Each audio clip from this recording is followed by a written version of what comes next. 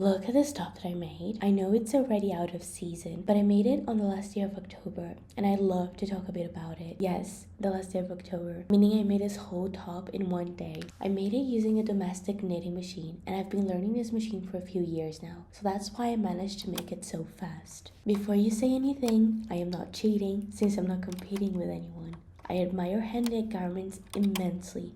I just chose to learn the machine and fell in love with the process of knitting garments on it. For the pumpkin print, I chose a reference image from the internet and used it as a guide to create my pixelated design, remembering to stretch out the design first and then using the grid to trace it. I decided to add my touch by changing the eyes to a heart shape so they would look in love, just like me at the moment. Which, side tangent, after a whole life of being chronically single, I finally found someone that makes me happy, right as having a boyfriend became embarrassing. Such a bad timing on my part. But anyway, after reaching the design I liked with the alternating pumpkins facing the opposite sides, I traced the design to the card and proceeded to punch the holes. Just to realize that the whole card was off center, making this usually boring task an infuriating one.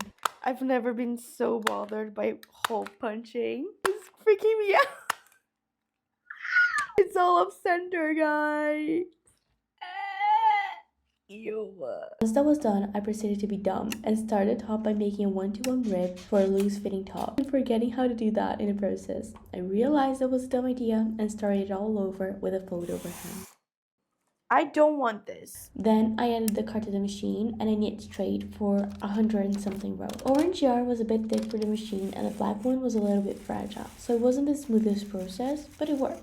I started decreasing symmetrically for the armholes, then with the partial knit function I created a neck hole, using a waste yarn on the side that I wasn't knitting to prevent fraying. Once the panel was done, I realized I missed a stitch right in the middle and fixed that the best I could. Then I knit the back side. Here we were around 10 hours in and I'm quite tired, but I decided to create a fold over hem for the neckline before invisible sewing the sides, and it was finally done. I quite love the result, especially for a one-day project. There are a few fallen stitches on the sides, I think due to the difference in yarn sizes as well as the lack of tension. Also, I'm not obsessed with the actual shape. I thought I'd do a vest style top, but I ended up decreasing too many stitches on the armholes. Regardless, I'm still obsessed with the result.